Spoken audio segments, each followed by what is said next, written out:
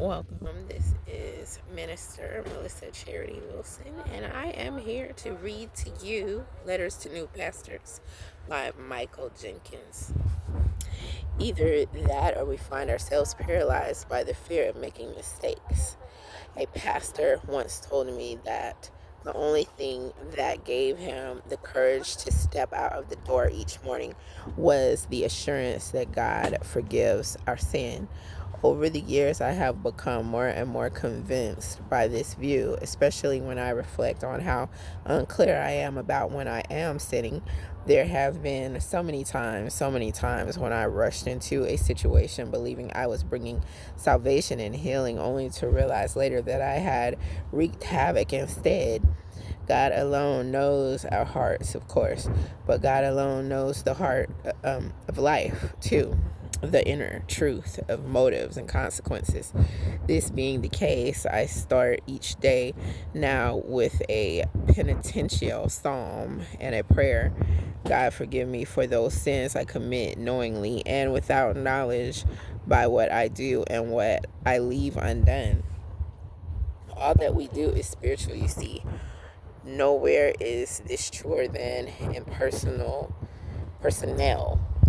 committee decisions. We wrestle not only with flesh and blood, but with powers and principalities, with spiritual forces in high places. So you see, the issue you raised about your own feelings of spiritual exhaustion is not unrelated. You say that you need to get away from the grind for a while to regain your spiritual sanity, that you need to have the chance just to worship without leading worship, and both may be true. It sounds like you need a rest at any rate. We should never forget that at the root of Christian faith is the biblical idea that each person is a single human being, a body, soul, mind unity. You and I have talked about respecting the need for Sabbath, of resting deeply and regularly as a spiritual discipline. The point I want to reiterate right now is that while you probably do need to get away, take some vacation time, distract yourself, and so forth, this is no substitute for finding in your daily life a healthy rhythm of work and rest, spiritual renewal, and giving,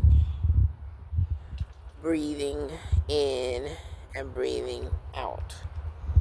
If our respiration consists only in expiring, we'll probably do that before our time, if you get my drift.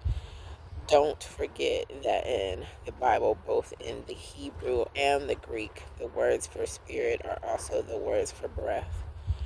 While we can all benefit from participating in worship, we don't lead. Don't believe the myth that you can't worship if you're leading it.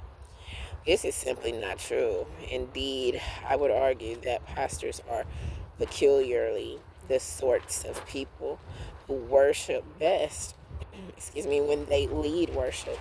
Even if I'm overstating the case a bit, it is undoubtedly true that pastors must learn to gain spiritual nourishment from their preparation for preaching and worship, and from their actual preaching and leadership of worship, if they are going to be regularly nourished. It's not a shortcoming in your spiritual life that when you read the Bible, you generally read it with a preacher's eye toward preaching. It's not a shortcoming in your spiritual life that when you lead worship, you do so with a kind of attentiveness to what comes next that many of your congregants simply don't possess.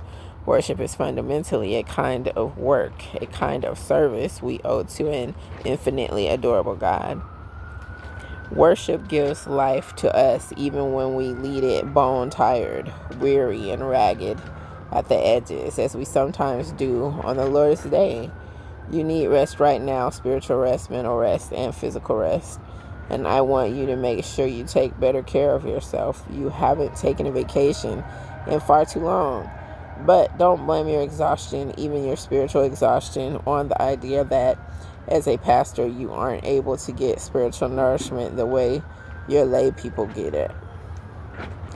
You aren't a lay person, you're a pastor. And strangely enough, God has woven into our vocation some wonderful means of receiving daily nourishment, means that do not require us to retire to a retreat center. Every day we can and must pray. Every day we can and should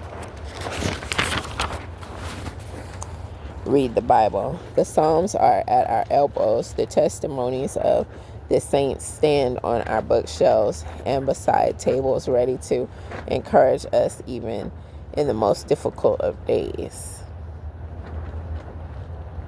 Every Sunday, Christ is raised again to new life on the Lord's Day, and we are raised with him by the power of God's Spirit. There we stand in the midst of it all, preaching, presiding at the Lord's table, baptizing, welcoming, sending forth, listening throughout the service beneath the cues on the page of the worship bulletin for the whisper of God's eternal word and spirit.